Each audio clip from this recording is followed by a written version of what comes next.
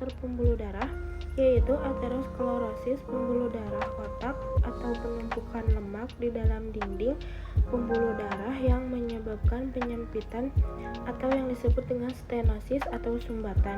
Hal ini menghambat aliran darah ke otak dan dapat menyebabkan kerusakan di dalam jaringan. Selanjutnya ada malformasi arteri otak atau kelemahan atau kelainan pembuluh darah, misalnya aneurisma yang dapat menyebabkan pembuluh darah pecah saat tekanan darah meningkat. Selanjutnya ada trombosit pena, penyumbatan pada pena otak akibat trombus atau gumpalan darah atau embolus yang menghalangi aliran darah ke dalam otak. Selanjutnya ada faktor luar dari pembuluh darah. Poin pertama yaitu penurunan perfusi darah ke otak, hipotensi berat atau gangguan jantung, misalnya gagal jantung atau aritmia yang dapat mengurangi aliran darah ke dalam otak. Selanjutnya ada hipertensi kronis, yaitu meningkatkan kekakuan dinding pembuluh darah yang mempermudah terjadinya ruptur pembuluh atau aterosklerosis. Yang terakhir ada embolus dari luar otak atau gumpalan darah atau plet dari bagian tubuh lainnya, biasanya jantung yang masuk ke dalam aliran darah menuju ke dalam otak. Lalu selanjutnya ada patofisiologi stroke. Yang pertama ada stroke non-hemoragik atau iskemik. Adalah iskemia disebabkan oleh adanya penyumbatan aliran darah otak oleh trombus atau embolus. Trombus umumnya terjadi karena perkembangannya aterosklerosis pada dinding pembuluh darah, sehingga arteri menjadi tersumbat, aliran darah ke area trombus menjadi berkurang, menyebabkan iskemia, kemudian menjadi kompleks iskemia menyebabkan terjadinya imprak pada jaringan otak. Lalu selanjutnya ada stroke hemoragik, yaitu pembuluh darah otak yang pecah menyebabkan darah mengalir ke substansi atau ruangan subarachnoid yang menimbulkan perubahan komponen intrakranial yang seharusnya konstan.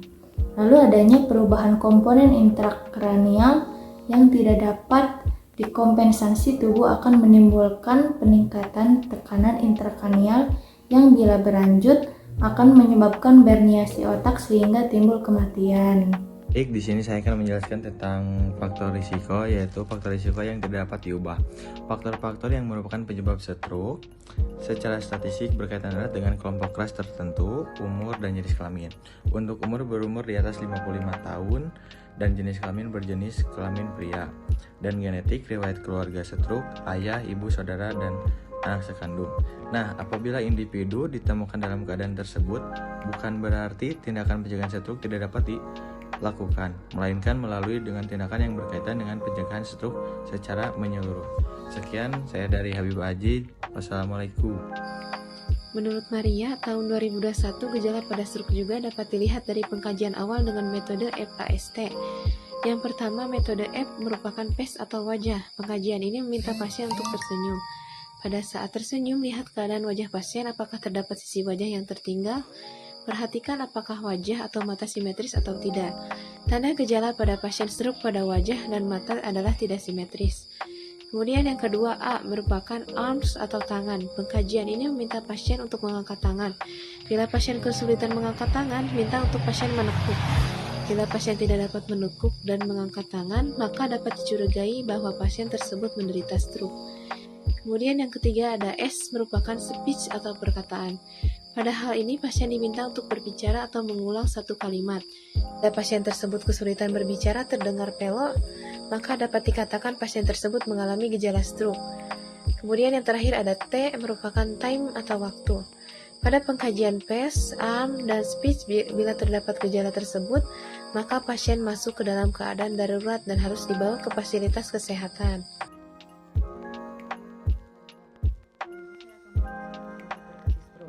Komplikasi stroke dibagi menjadi dua, yaitu secara fisik dan psikologis. Yang pertama, secara fisik dibagi menjadi 6, yaitu yang pertama, kelumpuhan atau paralisis.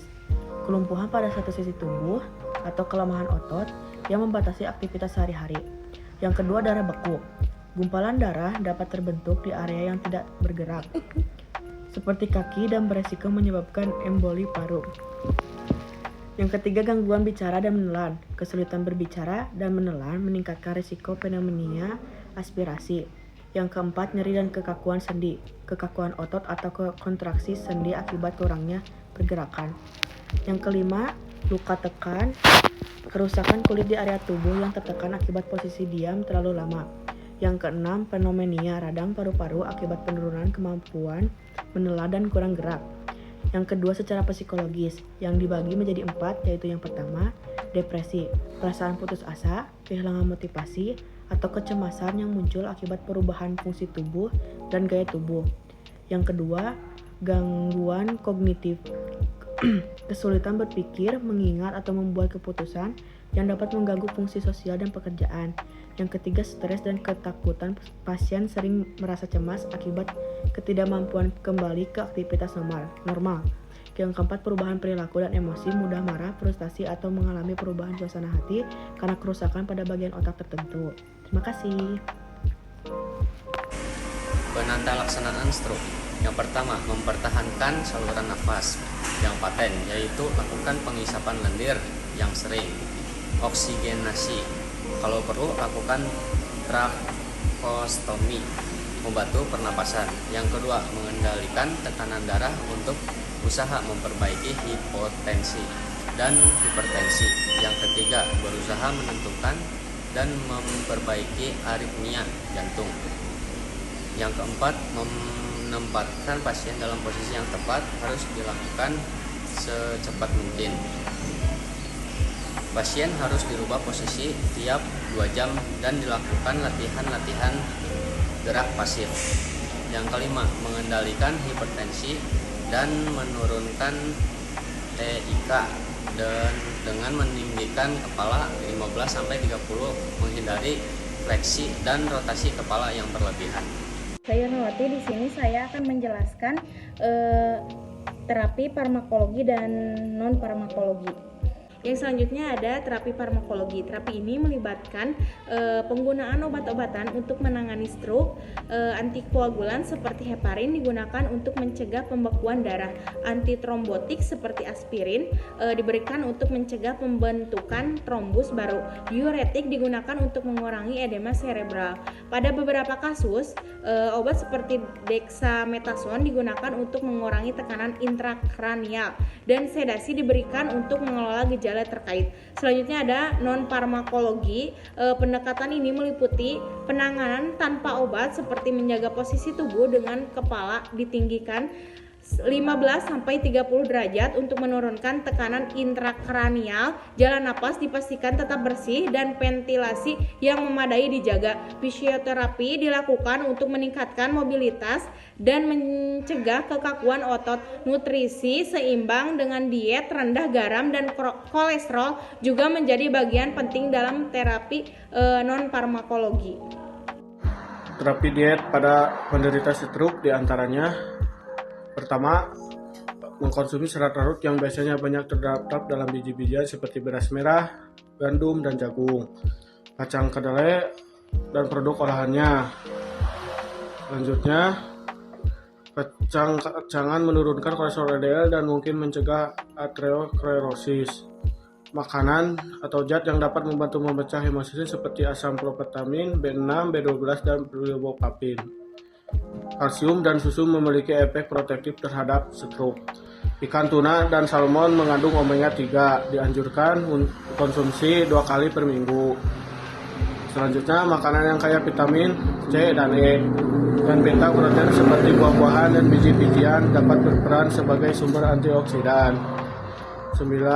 Selanjutnya, menghindari merokok, menghindari minum alkohol dan penyalahgunaan obat. Pemeriksaan penunjang pada stroke dibagi menjadi 2, yaitu pemeriksaan diagnostik yang terdiri dari CPA, SPECT, CT scan, EEG, MRI, ultrasonografi Doppler. Yang kedua ada pemeriksaan laboratorium yang terdiri dari limbah fungsi, analisa gas darah, pemeriksaan kimia darah, pemeriksaan darah lengkap, kreatinikinase, kreatif protein, dan profil lemak darah. Selanjutnya saya akan menjelaskan diagnosa yang muncul pada pasien stroke. Yang pertama ada Pola napas tidak efektif berhubungan dengan sesak napas, pernapasan tidak teratur, atau hipoventilasi. Ditandai dengan gangguan dalam frekuensi atau pola pernapasan seperti pernapasan yang cepat atau lambat, kesulitan bernapas, atau ketidakmampuan untuk bernapas secara normal. Nah, kemudian yang kedua ada gangguan mobilitas fisik berhubungan dengan kelemahan pada sisi tubuh atau hemiparesis. Sulit berjalan, kondisi yang buruk ditandai dengan keterbatasan atau ketidakmampuan bergerak pada satu sisi tubuh atau kelumpuhan. Yang ketiga ada gangguan komunikasi verbal berhubungan dengan kesulitan berbicara atau memahami bahasa. Ditandai dengan kesulitan berbicara, kesulitan memahami pembicaraan orang lain, atau kebingungan dalam berbicara. Kemudian defisit perawatan diri, kemudian risiko perfusi serebral tidak efektif, kemudian risiko gangguan integritas kulit, kemudian intervensi yang akan dilakukan pada diagnosa pola napas tidak efektif adalah monitor pola napas seperti frekuensi, kedalaman, dan usaha napas. Yang kedua, gangguan mobilitas fisik, intervensinya identifikasi adanya nyeri atau keluhan fisik lainnya. Kemudian intervensi yang akan dilakukan pada diagnosa gangguan komunikasi verbal adalah monitor kecepatan, tekanan, kuantitas, volume, dan diksi bicara. Kemudian defisit perawatan diri, intervensinya identifikasi kebiasaan aktivitas perawatan diri sesuai usia. Kemudian risiko perfusi serebral tidak efektif, identifikasi penyebab peningkatan tekanan intrakranial, misalnya edema serebral. Kemudian risiko gangguan integritas kulit, identifikasi penyebab gangguan integritas kulit, misalnya perubahan sirkulasi, perubahan status nutrisi, penurunan mobilitas. Sekian penjelasan materi stroke dari kami. Mohon maaf bila ada kesalahan dan kekurangan. Terima kasih. Wassalamualaikum warahmatullahi wabarakatuh. Assalamualaikum warahmatullahi wabarakatuh. Saya perawat DL yang bertugas dari jam 2 sampai jam 8 malam.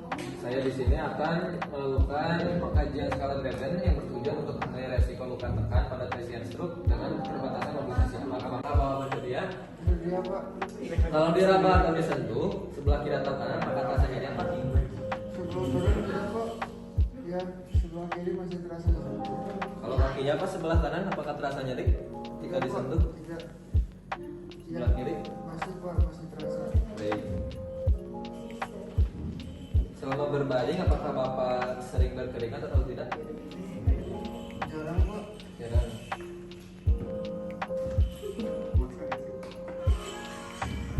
Apakah aktivitas Bapak terganggu? Iya, Pak. Kan badan saya tidak bisa bergerak setelah. Iya. Jadi, baik. Apakah Bapak bisa merubah posisi tubuh tanpa dibantu, Pak? Dibantu, Pak. Oh, dibantu. Ya. Apakah Bapak kalau makan habis satu porsi? Tidak, Pak. Tidak. Apakah Bapak bisa mengangkat tangan kanan dan kiri tanpa bantuan? Yang kiri masih bisa, Pak. Yang kanan semuanya bisa. Kalau kaki, Pak, bisa? Diangkat bisa, Pak. Baik Ibu, setelah dilakukan pengkajian skala Gradden, saya akan memper terlebih dahulu ya